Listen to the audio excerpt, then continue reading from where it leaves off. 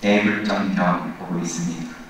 어제 본 거는 사문교관상 부처님께서 29살, 29세 때 16세부터 29세 때까지는 궁전에서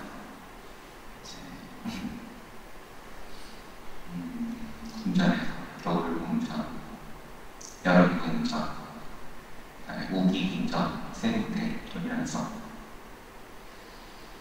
왕자로서의 삶을 누리시고, 특히나 수도다나원이 예언을 들었기 때문에 왕자가 출가하면 전륜사원이 되는데 사람들이 통일을 하고 전쟁 없이 전 세계를 다스린다.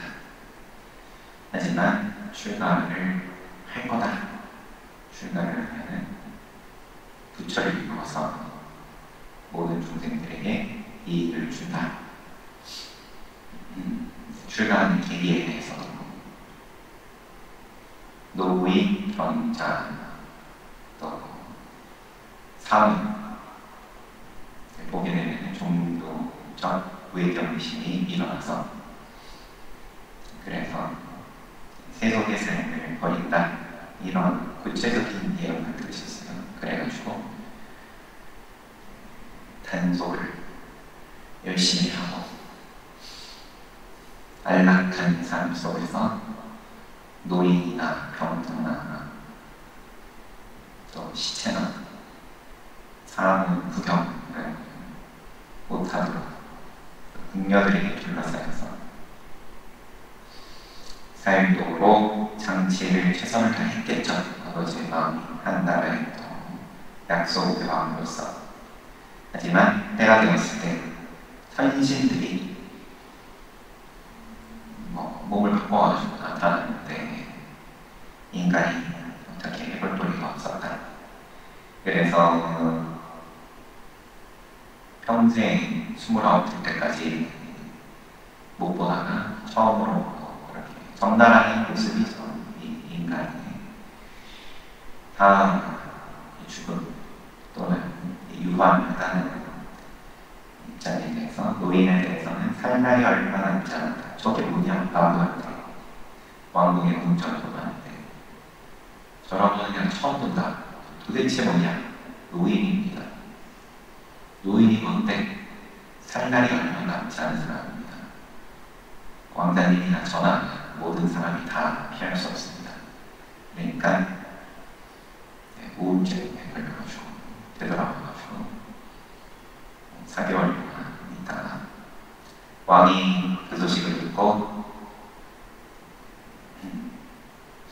최선을 다해서 세상의 즐거움을 맛보게 해주면서 우울증을 조금 치료하려고 노력을 해서 좀 나아졌다 싶어서 또 있는데 이번 경자를 만나고 저게 뭐야 세상에, 저런 건 처음 본다. 병자에 대한 설명에 늘 따라붙는 자신의 몸에 뒤덮여가지고 있는 모습을 보고, 저 병자이다. 병자가 뭔데? 그러니까 마부가 병자는 왕쾌 될지 안 될지 모르는 자입니다. 왕쾌하게 죽는다는 얘기죠. 근데 또 충격받아가지고 돌아와가지고 우울했으니까 또 왕이 최선을 다하고, 조금 나아졌다 싶어서 나들이 나가다가 세 번째에는 아예 장례를 지내는 행렬을 보고, 아, 저거는 죽은 자입니다. 그게 뭔데? 그러니까 살아있는 모든 사랑하는 친족들하고 두 번 다시 못 만나게 되는 겁니다. 죽음에 대해서. 그러니까 제대로 충격을 받아가지고 또 돌아오고, 또 왕이 뭐 할 수 있는 게 그게 좀 보니까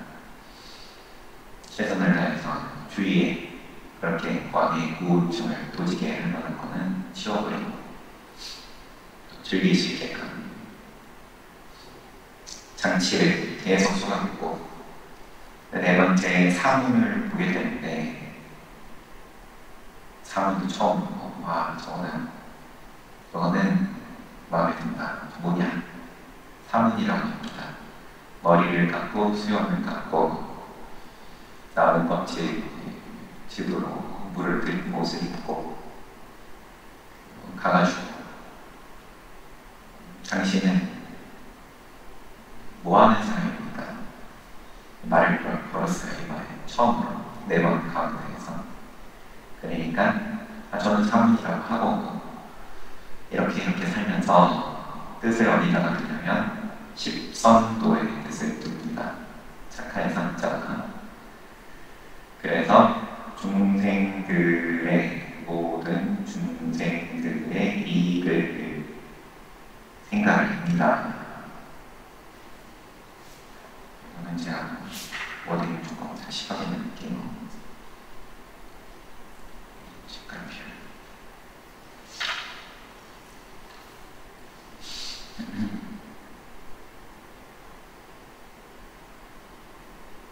중생들에 대한 악의를 제거하고 미워하지 않는다. 악의를 제거하고 그들의 행복을 위한 것이 훌륭한 일이라고 마음에 새기고 사는 사람입니다. 저거 마음에 든다. 나는 저렇게 살아야겠다. 이렇게 출가를 마음을 먹고 이번엔 되돌아오지 않고 왕의 궁전에 가서 충분히 즐거운 시간을 보내고, 그리고 그걸 보고 천신 가운데 왕 사카가 왕자의 뜻을 알아채고 위수감마를 이갈사로 변하게 하고, 변하게 해서 역시나 천신입니다. 위수가 감마 천상의 의상과 장식을 이용해 왕자가 옷 입는 것을 도와주도록 했다. 그러고 돌아오니까 아들이 막 태어났어요. 나올려다 장애다. 숙도다나 왕이 그 이야기를 듣고는 실제로 이름을 라훌이라고 하니까 시타르타 왕자가 라후라고 하니까 좋다. 내 아들이 저기 뭔가 그래도 장애를 느끼는구나. 실제로 자기가 낳은 아들을 통해서 그렇게 붙잡아놓는 장애가 되기를 바라는 마음에 라우라고 지었다.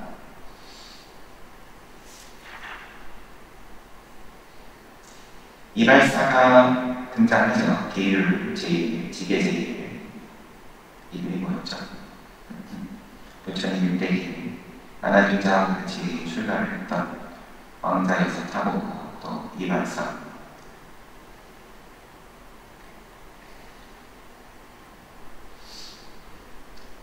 그래서 이 이발사라고 번역을 돼 있는데 역할이 딱 머리 자르는 데나 북한에 있는 거 아닌 것 같고, 지금 이 위수감의 경우를 봤을 때 의상과 장식으로 왕자가 옷 입는 것을 도와준다.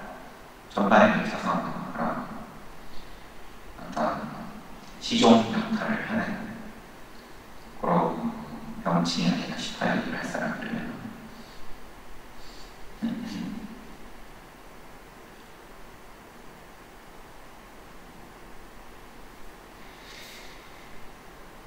그리고 실제로 출가하시는 장면이 있죠. 이어지는 거는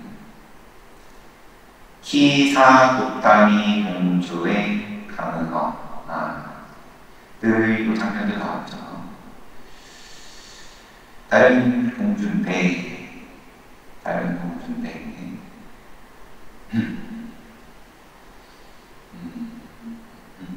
크게 오해를 하는 거죠.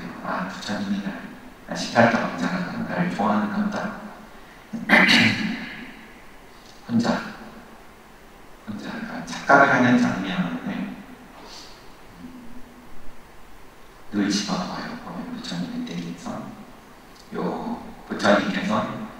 출가하기로 마음을 먹고 그 다음에 실제로 출가하기 전 그 사이에 이게 어떤 장치로서 여기 들어간 건지 이 이야기가 좀 한 번씩 궁금하더라고요. 뭐라고 하는지 보겠습니다. 마차에 올라탄 왕자는 수많은 수행원들과 함께 근엄하고 우아한 카필라완 두 왕으로 돌아왔다. 이때 이를 저기고 아름다우며 높은 가문에 속한 키산 로땀이라는 석가족의 공주가 왕자의 모습을 보고는 큰 기쁨을 느끼며 강은 읊었다. 뭔가 좀 노래를 했다. 긴데 대략적으로 보면 떠오르는 태양과 같고 성스러운 활동을 지냈으며 지극히 아름답고 극도의 품위를 갖추었으며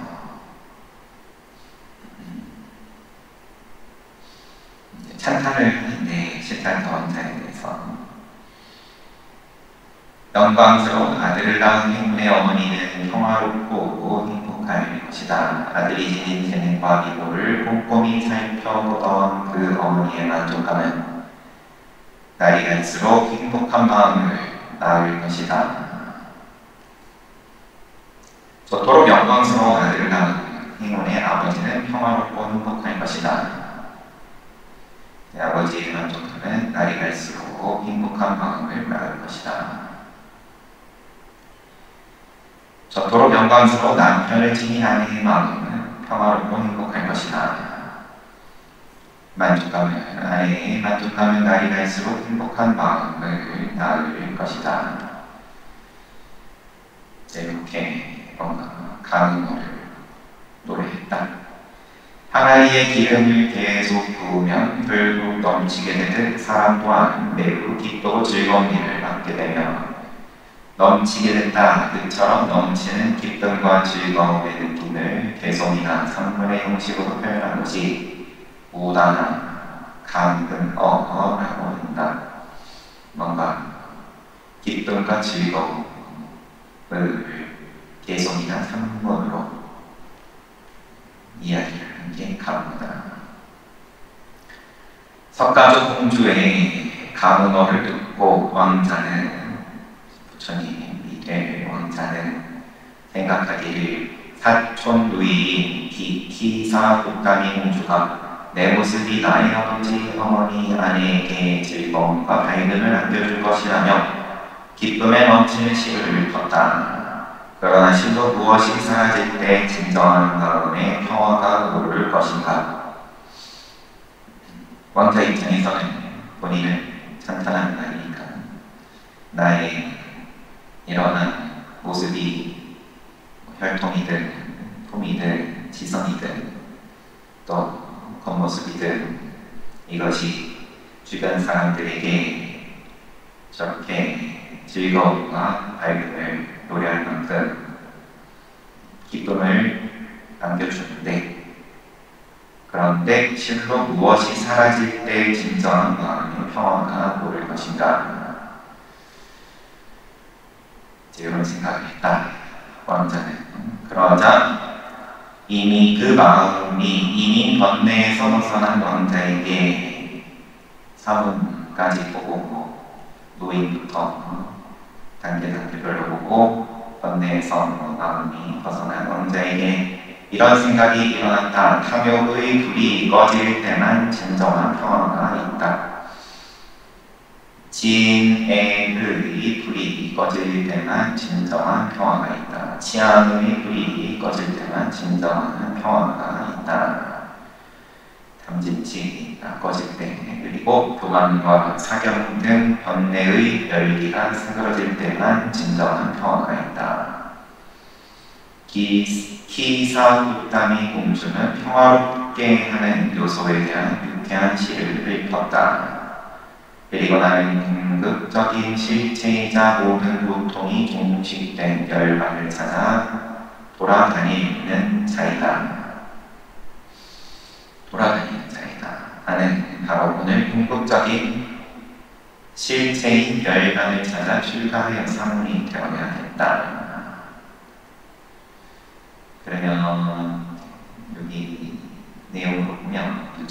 출가하는데 마음을 먹는데 기여를 하는 그런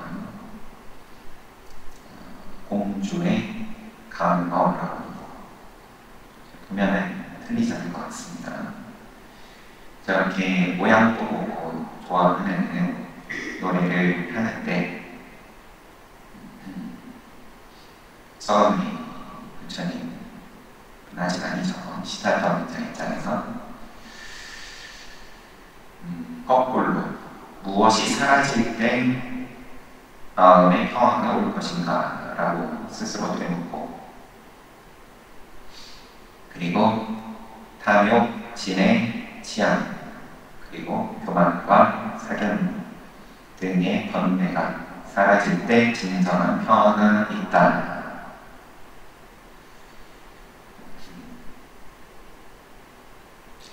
감문법에서 그런 거를 본 거 봐야 되는 건지. 여튼 기사 못다미 공주는 평화롭게 하는 요소에 대한 유쾌한 시를 읽었다. 나는 궁극적인 실체이자 모든 고통이 종식된 열반을 찾아 돌아다니는 자이다. 사원이 되어야겠다. 그런 왕자는 열반의 조건을 추구하도록 일깨워준 기사 못다미 공주에게 스승에 대한 수업료로 진주 목걸이를 줘야겠다 하면서 자신이 차고 있던 10만 금의 가치가 있는 진주 목걸이를 보냈다.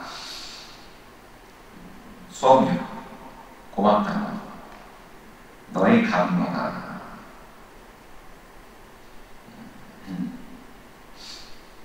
열반의 조건을 추구하도록 일깨워줬다. 왕자가 보낸 목걸이를 받은 기사 못다미는 내 상처 시타타 왕자가 나에게 마음이 있어 선물을 보냈다고 생각하면서 몹시 기뻐했다. 왕자는 믿기 어려울 정도로 쾌적한 자신의 궁전으로 가서 긴 의자에 들어누웠다. 그러자 천상의 여인처럼 아름다운 용모를 지녔으며 노래, 춤, 연주에 익숙한 시녀들과 우이들이 5가지 악기를 들고 왕자 주위에 모여 춤추고 노래하기 시작했다. 이런 삶은 16세부터 계속 이루다 보니까, 그러나 번뇌의 불을 죽이는 행위들을 역겨워하고 그런 행위에 질려있는 왕자는 모든 것들의 어떤 즐거움도 느끼지 못한 채 잠시 잠이 들었다. 왕자가 잠이 들자 궁전의 시녀와 우이들도 악기를 바닥에 깐 채 잠이 들었다. 향기나는 기름 등불만이 황금 궁전 안에서 밝게 빛나고 있을 뿐이었다. 앞서서 부처님께서 7세 때 농경제에 가셔서, 그것도 중요한 장면입니다. 나중에 성도하실 때 그때의 기억을 다시 떠올리셔가지고 성도를 하시기 때문에 그때 여러 생 동안 거듭해서 익히셨던 출입식선 참선선자를 통해서 욕계 초선, 천상계에서는 제일 중생계 바로 윗단계인 거죠. 제일 낮은 입장인 거죠. 천상계에서는 거기에 바로 오르시게 되고, 근데 농경제 때 주위에 늘 오시는 사람들이 있는데 왕자가 조용히 앉아 있으니까 그럼 이런 시녀들이 농경제에 팔려가지고 축제에 팔려가지고 왕자를 혼자 두고, 그래서 혼자 있게 되었을 때 초선에 오르시죠. 지금도 보면 시녀들이 왕자가 잠이 드니까 악기를 바닥에 깔고 잠이 들었다. 시녀들이 긴장감이 없어요. 훈련이 별로 안 돼 있어요. 드디어 출근합니다. 잠에서 깬 왕자는 긴 의자에 앉아 다리를 맨 채 주위를 둘러보았다. 그러다가 잠자고 있는 무리들을 보게 되었다. 어떤 이는 악기를 깔고 누워있었고 어떤 이는 침을 흘려 턱과 몸을 흠뻑 적신 채 누워있었다. 어떤 이는 이빨을 갈았으며 어떤 이는 이상한 소리를 내며 자고 있었다. 또 어떤 이는 입을 벌린 채로 어떤 이는 옷을 벗어 던진 채 또 머리를 풀어헤친 채 어지럽게 누워 자고 있었다. 왕자에게는 그 모습들이 묘지에 있는 신체처럼 보였다. 무의들이 역겨운 모습으로 자고 있는 것을 본 왕자는 더 이상 감각적인 애욕에 집착하지 않게 되었다. 왕자는 다음과 같이 애욕에서 벗어나게 되었던 것이다. 애욕은 기뻐할 만한 것이 돋된다. 색, 소리, 냄새, 맛, 촉감 5가지에서 얻는 감각적인 쾌락에는 즐거움이 적고 고통과 슬픔이 많다. 5가지 애욕에는 실제로 결점과 허점이 더 많다. 애욕은 뼈다귀와 같다. 그래서 또 뼈다귀에 비유를 하면서 쭉 설명이 나오고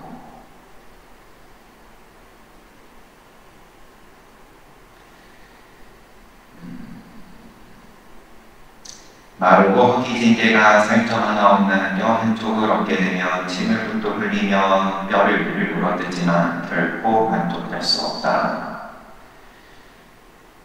그러면서도 뼈를 떠나서 다른 데로 가지 못하고 뼈를 부러뜨리면서 고기 맛을 보게 되기를 기대한다. 그러나 죽을 때까지 어떤 맛도 발견할 수 없을 것이다. 이처럼 중생들은 애욕의 대상물에 집착한다. 그 대상물은 다양하다. 살아있는 것, 생명이 없는 것 등 금, 은, 토지, 경작지, 아내, 자식에 집착한다. 하지만 오랫동안 사랑하고 팔고 하지만 결코 만족할 수 없다. 그러면서도 희망을 버리지 못하고 대상물을 가지고 있다.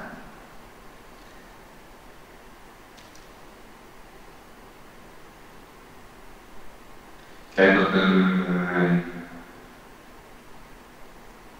애욕의 습격으로부터 벗어나려는 생각을 하지 않고 집착하다가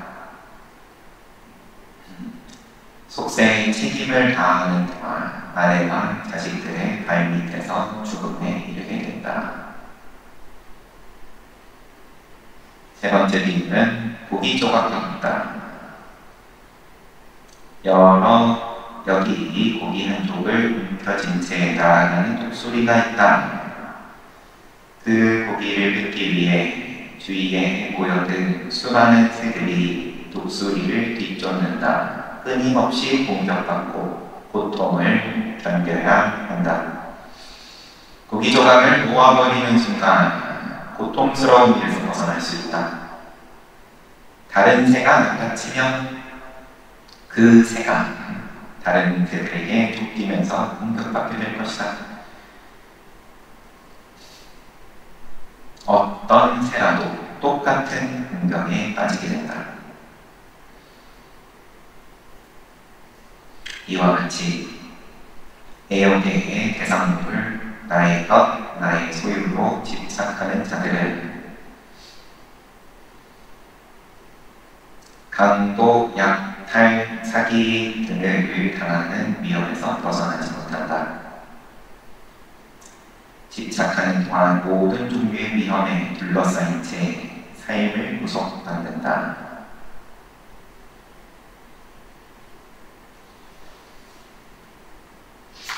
다음 비유는 풀로 만든 횃불과 같다.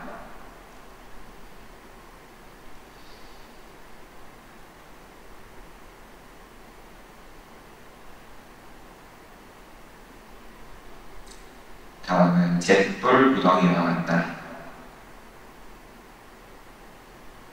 다 비슷하겠죠? 횃불이든 잿불 무더기든 타기 시작해. 끝머리부터 타기 시작해 횃불을 들고 가는 사람의 팔다리마저 태우게 될 것이다.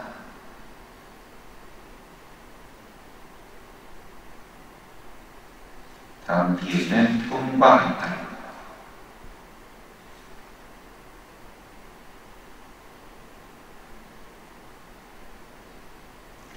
호화로 내용을 다 누리기 전에 갑자기 깨어나며 그것을 쫓을 수도 만질 수도 없고 소용없는 것이라는 사실을 발견하게 된다. 마찬가지로 욕계의 천신과 인간들 모두 쾌락을 즐기기에 여념이 없다. 욕계의 천신 포함해서. 그러나 이것은 단지 꿈일 뿐이다. 애용은 차용물과 같다. 잠시 들린 차용물과 같다. 아무것도 가진 게 없는 사람이 예식에 나가기 위해 보석을 빌려야 하는 경우가 있다. 그는 그 물건을 돌려주기 전까지는 그것이 마치 자기 것이냐 아주 행복하게 즐길 것이다. 그러나 물건을 본래 소유주에게 돌려준 후 자기 손에 더 이상 그 물건이 없게 되면 슬퍼하고 낙담할 것이다.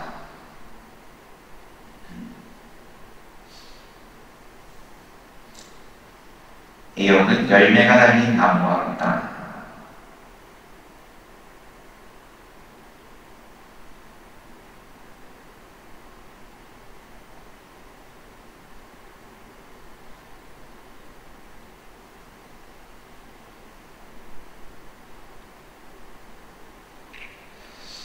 나무에 달려있는 과일을 쫓아서 저거를 내가 따먹어야겠다 하고 나무를 올라갔는데 밑에 두 번째 사람이 와서 내가 저 과일을 따먹어야겠다 하고는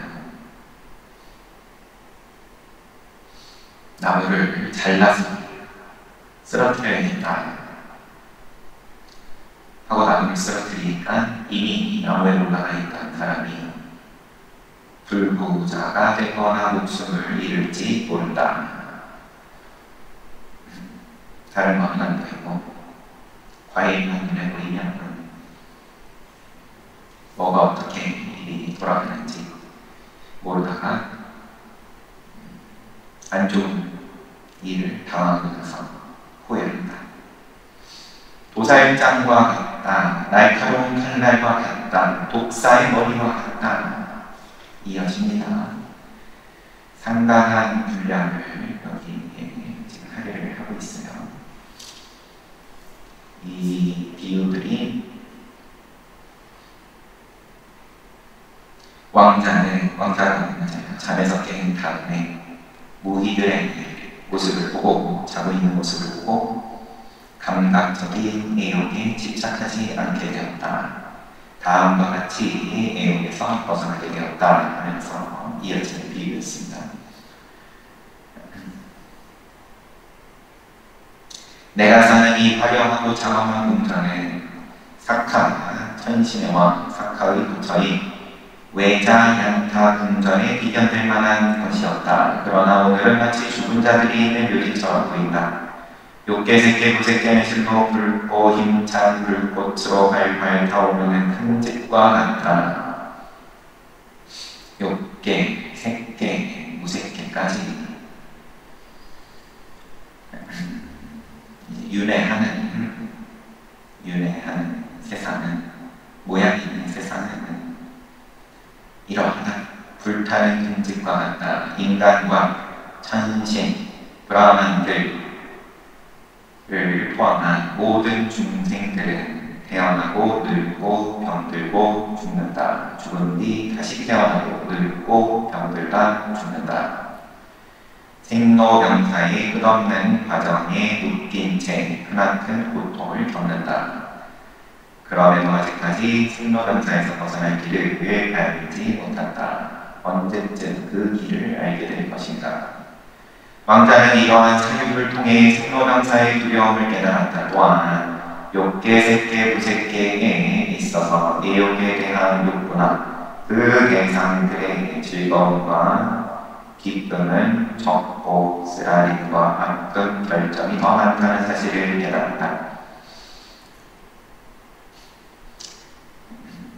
그리하여 더 이상 5가지 내욕의 대상물을 즐거워하지 않게 되었고 그것들에 대한 집착을 벗어던지게 되었다. 왕자는 강렬한 종교적인 느낌을 이렇게 표현했다. 아 정말로 괴롭도다. 아 정말로 괴롭도다.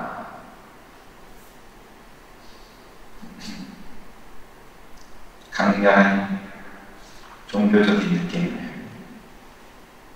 이렇게 표현했어요. 아 괴롭다. 그러면 거꾸로 아 내가 좀 힘든데 견디기 힘들 만큼 괴로운데 싶으면 수행할 때다 생각하시면 됩니다. 부처님께서 요 기분으로 부처대로 가야겠다 그렇게 생각하셨다 생각하시면 됩니다. 이에 출가하여 사부이 되고 싶은 마음이 간절해진 왕자는 오늘이야말로 내가 출가하기에 적절한 날이다 하고 생각한 뒤 긴 의자에서 일어나 문으로 나가서 누군가를 찾았다. 출가해야지 하고 뭔가 정리를 하는 과정이 없습니다. 어떻게 한 다음에 이제 세속의 삶을 정리하고 출가해야지가 아니라 생각을 하고 그리고 문으로 나가서 누군가를 찾았다. 그러다 문턱에 머리를 대고 잠들어 있는 찬나 대신이 일어서면 대신이에요. 마부가 아니라 왕자시여 찬나가 여기 있습니다 하고 말했다. 왕자는 찬나에게 명령했다. 나는 오늘 출가하고자 한다. 아무에게도 알리지 말고 어서 가서 아주 빠르게 달리는 혈통 좋은 신두 말에다 신두산 말이겠죠. 안장을 되도록 하라. 가서 차 준비해라. 찬나는 왕자님 잘 알았습니다 라고 말한 뒤 마르가 안장을 얹기 위해 필요한 준비들을 가지고 왕가의 마구간으로 간다. 찬나는 모든 적들을 이겨내는 왕가의 종망 칸다카가 마구간한 마당의 제스미 것으로 장식된 닷집 아래 서 있는 것을 보았다. 오늘 밤 출가하는 왕자를 위해 행운을 가져다주는 종마 칸다카를 대기시켜야겠다 고 생각한 찬나는 칸다카의 등에 완벽한 마구를 갖춘 안장을 앉혔다. 그동안 왕가의 종마인 칸다카는 생각했다. 지금 안장을 얻는 것이 다른 데와 다르게 단단하다는 느낌이 든다. 이전에 왕가의 정원으로 유람을 나갈 때와 사뭇 다르다. 왕가가 오늘 나를 타고 출가하여 사물이 내려고 하는 것이 틀림없다. 칸다카는 크게 기뻐하면서 울음소리를 힘차게 내었다. 그 소리는 카펠라원 도시 전체의 메아리칠 정도로 큰 것이었다. 그러한 천신들이 아무도 그 소리를 듣지 못하게 만들었다.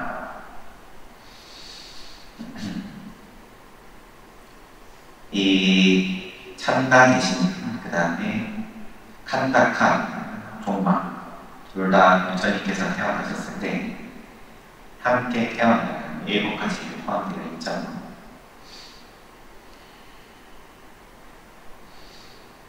그래도 출생이지 눈치가 없어가지고 부처님 몰래 나가셔야 되는데 큰 소리로 걸었다가 천신들이 단속을 했어요.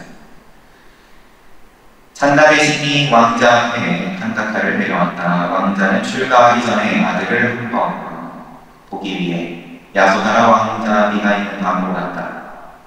그래도 마음이 어떤 마음이었는지 더 뒤에 나오시지만 야소다라 왕자비가 있는 방으로 갔다. 야소다라 앞으로 간 게 아니에요.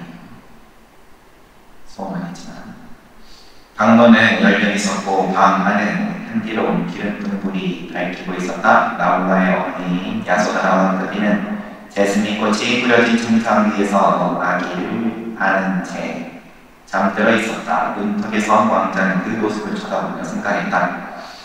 아내의 팔에서 아기를 빼내 놓는다면 아내가 분명 깨고 말 것이다. 그렇게 되면 출가하기 힘들어질 수도 있다. 그러니 지금은 그냥 두자. 송골하고 난 뒤 돌아와서 그때 아기를 보도록 하자. 왕궁에서 내려온 왕자는 칸다카에게 다가가 말했다. 아, 나와 같이 태어난 자린 칸다카여. 오늘 하룻밤 나를 도와다오. 너의 도움으로 나는 부처를 이루기에 천신을 포함한 모든 중생들의 세계를 윤회의 흐름에서 건져내어 열반의 높은 땅 위에 올려놓을 것이다. 천신을 포함한 모든 중생들의 세계를 윤회의 흐름에서 건져내어 열반의 높은 땅 위에 올려놓을 것이다. 근데 처음에 세타케투 천신으로 도솔천에 계실 때 일반 세계의 천신들과 브라흐만들이 모여가지고 이제 세상에 놔두실 때입니다. 부처를 이루셔가지고 이익을 주실 때입니다. 하고 그 이익을 받는 대상이 천신, 브라흐만, 그리고 인간 여기까지가 언급이 돼요. 여기서 지금 모든 중생들의 세계를 윤회해서 열반의 높은 땅으로 올려놓겠다. 이 모든 중생의 범주가 어떻게 되는지는 축생이나 또 그 아래에 있는 지옥 관계 축생, 나수라 여기까지는 어떤 입장인지 계속 보다 보면 조금 알 수 있겠죠. 그래서 그런 뒤 왕자는 칸다카의 등 위로 훌쩍 올라갔다. 칸다카는 그 길이가 무게서부터 18만 척이었고 균형이 잘 잡힌 말이었다. 그리고 매우 놀라운 힘과 속도를 낼 수 있었다. 그의 몸은 눈처럼 희었고 방금 광택을 낸 소라처럼 우아했다. 칸다카의 등 한가운데 앉은 채 왕자는 궁전 밖으로 나가 이윽고 왕도의 큰 문에 이르렀으니 97대거의 아살라 월 횟수를 세는 단위 기준입니다. 이때 아살라는 열 정도였던 걸 기억하고 보름날인 월요일 밤의 가운데 시간되었다.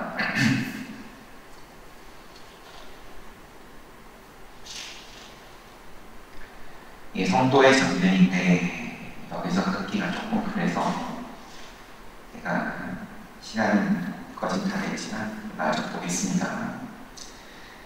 그들만의 계획에 수도다 왕은 왕자의 출가를 막기 위해 왕도 큰 문의 수리를 모두 강화해 놓았다. 한쪽 문만 열려고 해도 병사 1,000명의 힘이 필요했다. 수도다 왕은 이렇게 해놓았으니 왕자가 아무도 모르게 이 왕도의 큰 문을 열고 나가지는 못할 것이다 라고 생각했다. 그런데 왕자는 칼라와카 코끼리 100억 마리의 힘만큼이나 힘이 셌다. 그것은 도통 남자들 1,000억 명의 힘과 나누는 것이었다. 왕자는 생각하기를 만일 큰 문이 열려있지 않으면 내 힘을 장에 빠져나가야겠다. 왕가의 조마인 칸다카의 등에 올라탄 채 나를 가르는 찬다 대신을 껴안고 칸다카의 꼬리를 쥐고 내 두 허벅지 사이에 칸다카의 몸을 꽉 끼게 한 후 18완청 높이의 성벽을 뛰어넘어야겠다. 왕자는 그렇게 생각했고 내가 다 거머쥐고 후딱 뛰어넘어야겠다. 찬나 대신에게도 나름의 계획이 있었다. 만일 큰 문이 열려있지 않으면 왕자를 내 어깨에 앉히고 칸다카를 오른팔로 껴안은 뒤 성벽을 뛰어넘어야겠다. 칸다카 역시 자기만의 계획이 있었다. 만일 큰 문이 열려있지 않으면 지금처럼 왕자님을 등에 태우고 찬나 대신으로 매역은 내 꼬리를 잡게 하고 성벽을 뛰어넘어야겠다. 힘의 비교하면서 칼라와 칼혈통을 가진 코끼리 한 마리의 힘을 보통 사람의 힘, 사람 10명의 힘을 합쳐놓은 것 같다면서 단위에 대한 설명이 나오는데 넘어가겠습니다. 왓사, 와티, 마라의 방해, 마음의 방해입니다. 그처럼 왕자가 찬나 대신 왕자와 찬나 대신 칸다카 모두는 자신의 계획을 가지고 있었다. 비록 도시에 큰 문이 열려있지 않았다 하더라도 성문을 빠져나가는 데는 아무 어려움이 없었을 것이다. 그럼에도 불구하고 거룩한 왕자가 여태껏 쌓아왔던 덕과 영광 덕분에 왕도의 문을 지키던 천신들이 기쁜 마음으로 큰 문을 열어 왕자 일행이 밖으로 나갈 수 있게 해줬다. 왕자가 칸다카의 등에 올라탄 채 찬나 대신과 함께 큰 문을 나섰을 때 와사와티 마라가 타와자제천에서 인간 세계로 내려와 왕자가 나타났다. 그는 평소에 중생들이 윤회에서 벗어나는 것을 항상 방해해왔던 나라였다. 이번에도 그는 왕자를 유혹하여 출가하지 못하도록 하기 위해 나타났다. 마라는 공중에 든 채 위대한 영웅이여 출가 생각은 거두시오. 오늘로부터 7일째 되는 날 천상의 윤보가 당신한테 나타날 것이오. 마라는 계속 왕자의 용기를 꺾으려고 오고 그대는 2000의 작은 섬을 거느린 4대륙을 통치하는 젊은 왕이 될 것이오. 그러니 어서 돌아가시오. 마라의 말을 듣는 왕자는 그런 말을 하면서 내 용기를 꺾으려는 당신은 누구요? 나는 와사와티 마라라고 하오. 마라여가 또한 내 앞에 윤보가 나타날 것을 알고 있어. 하지만 내게 전율왕의 진리란 전혀 이롭지 않은 것이오. 마라여 그대는 어서 가보도록 하시오. 더 이상 머물지 마시오. 이어서 나는 1만 세계 전체를 향해 사자우를 외치는 세상의 지도자 부처님이 될 것이오. 그러니까 마라가 왕자를 위협했다. 오 시타르타 왕자여, 그대가 방금 한 말을 항상 마음속에 새기도록 하라. 그대의 마음에 애욕의 생각과 분노의 생각과 해치라는 생각이 떠오를 때마다 내가 누구인지 알려주겠다. 내가 누구인지 알려주겠다. 이때부터 7년 동안 마라는 그림자처럼 시타르타 도사를 따라다니며 도사의 마음속에 우연히 번뇌가 떠오르기만 기다렸다.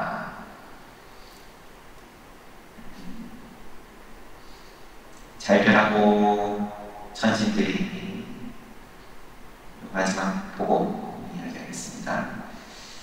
전령왕의 영광과 권력을 얻을 수 있었던 보살은 29세의 나이에 모든 것을 버리고 출가했다. 대거 기범은 97년 아살라 행성과 보름달이 만날 때 때인 아살라 월행 보름날 한밤중에 왕국을 떠난 것이다. 길을 떠나는 동안 보살은 카필라 왕도 왕도를 다시 한번 뒤돌아보고 싶어졌다. 그러자 보살이 있던 장소가 도공의 물레처럼 돌기 시작했다. 이윽고 대지의 음성으로 거룩한 보살이시여, 당신은 수없는 공덕을 지었기 때문에 무언가를 보기 위해 뒤돌아볼 필요가 없습니다. 당신이 보고자 한다면 무엇이 됐든 그대로 당신 앞에 나타날 것입니다. 그리하여 보살은 뒤를 돌아볼 필요 없이 그 자리에서 카필라와 또 왕도를 보았다. 그리고 칸다카가 서 있던 곳은 칸다카 니와타나라는 이름의 탑을 세울 장소로 표시되었다. 보살은 위엄있게 행진을 계속했다. 모든 천신과 벼랑들은 보살의 주위를 보위했다. 어떤 이는 6만 개의 횃불에 불을 붙인 채 동행에 있고 어떤 이는 향기로운 옥줄과 객단 향가루 야크의 꼬리털로 만든 끝에 여러 가지 이빨을 들고 공명하는 언어로 오고 도사를 뒤따랐다.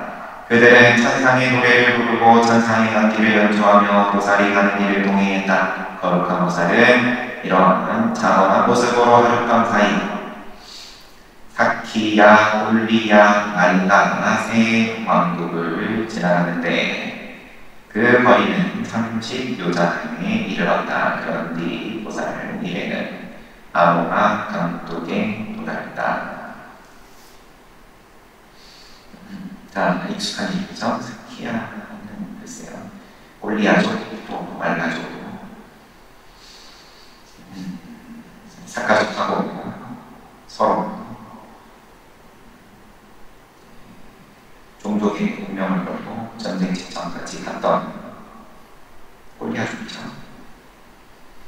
그 다음에 또 말라족은 아난 여자 친구가 불러가지고 갔던 적도 있고 여하튼 이렇게 부처님께서 출가하시는 장면입니다. 인상적인 부분은 부처님께서 마지막으로 대반일만을 들어가시기 전에 길을 북쪽으로 쭉 가시던 중에 이름들이 참 생각이 살았나요? 부처님께서 좋아하셨던 도시,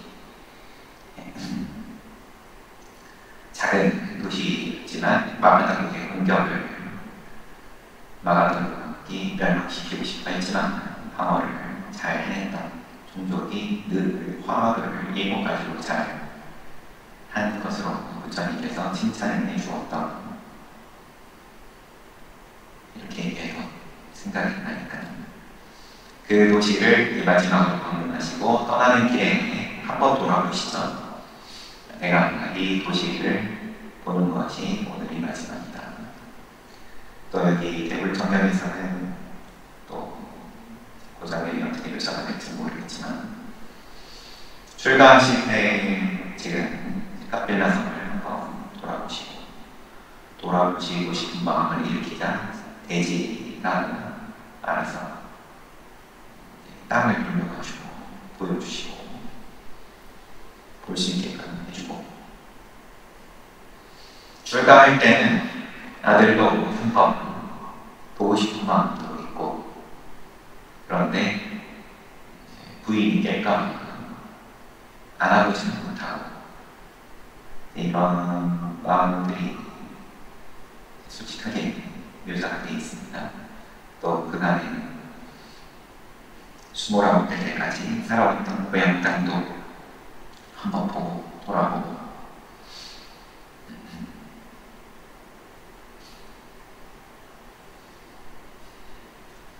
이렇게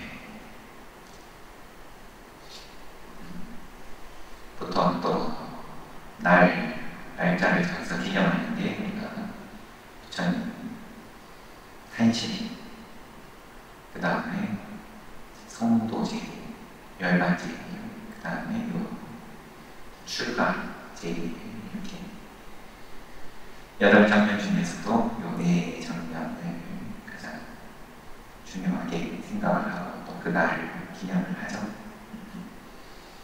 물론 부처님 오신 날을 가장 크게 우리는 오늘날 행사를 하고 또 성도제에 또 어느 정도 행사를 하고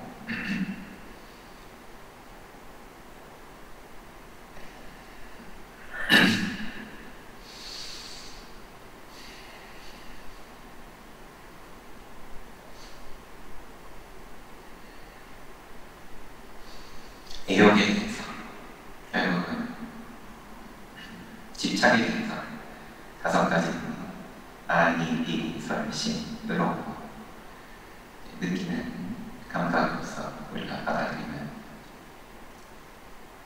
그런 즐거움들에 대해서 훨씬 더 큰 대가가 따른다, 괴로움이 따른다 라는 것을 느끼시고 직접적으로 느끼시고 이게 처음에 붙어있는 가격표가 이게 아니더라. 나중에 청구된 거니까 돈 되게 쓰더라.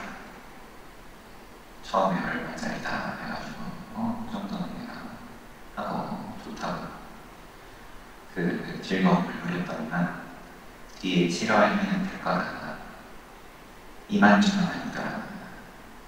사기당했다. 모양 있으면 다 사기였다. 이런 어떤 뼈저리 종교적인 성찰을 외치시는 말씀이 오 괴롭도다, 오 괴롭도다 라고 하니까 중요한 장면이고 또 조금 남겨놓거든요. 애매해서 오늘 일요일이라 많은 분들 동참하셨는데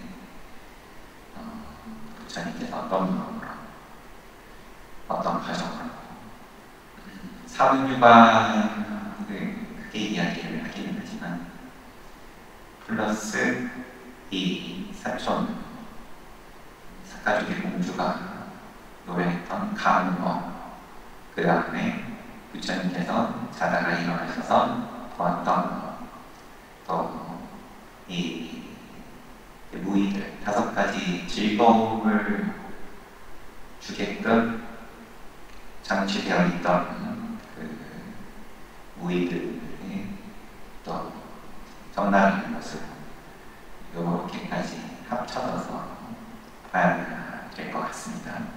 부처님께서 출가의 마음을 먹으시는 그 과정에 있어서 잘 겪고 남은 것 중이신데 다들 그 부처님의 마음은 이미 작달거든 한번 직접 또 맛보셨잖아요, 여러분들께서. 그래서 안거가 벌써 중간을 지나서 5주가 꽉 차고 4주 남았습니다. 한참 지금 궤도에 오셨을 때인데 일어나서 정진 잘 하시기를 바라면서 마치겠습니다. 15분 쉬었다가 정진합시다.